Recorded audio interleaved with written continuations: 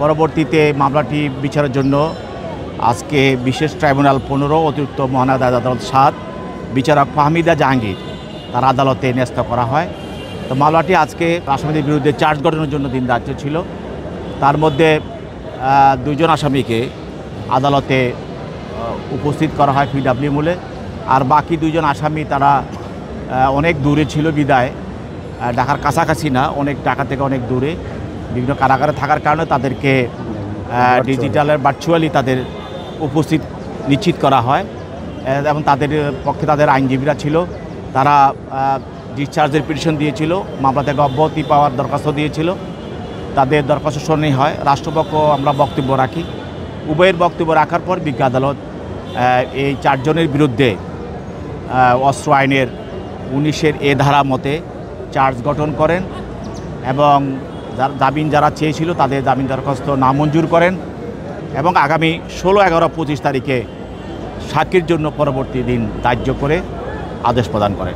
সব মশার বিরুদ্ধে সুরক্ষা দিতে এলো বসুন্ধরা এক্সট্রিম অ্যারোসল, মশার বিরুদ্ধে এক্সট্রিম সুরক্ষা। এখানে যখন ডিসচার্জ পিটিশন শুনানি করে বা জামিন শুনানি করা হয় তখন আসামিপক্ষের আইনজীবীরা অনেক ধরনের বক্তব্য রাখে। সেখানে তারা চেষ্টা করে যে তাদের আসামিদেরকে সেভ করার জন্য।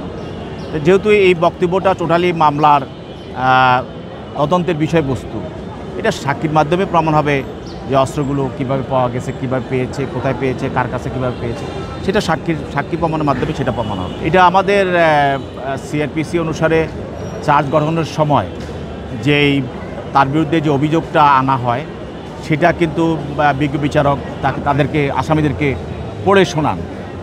আপনার বিরুদ্ধে এই অভিযোগটা আনা হচ্ছে, এটা আসামিদের শোনার একটা রাইট আছে, সেই জন্য তাদেরকে এটা শোনানো হয়। তো আসামিদেরকে জিজ্ঞাসা করা হয় আপনার বিরুদ্ধে এই অভিযোগটা আনা হয়েছে, আপনি কি দোষী না নির্দোষ? যদি সে দোষ স্বীকার করে তখন তাৎক্ষণিকভাবে তার বিরুদ্ধে হয় তাকে তার দোষী সাব্যস্ত করে শাস্তি দেওয়া হয়, আর নাহলে তাকে খালাস দেওয়া হয়।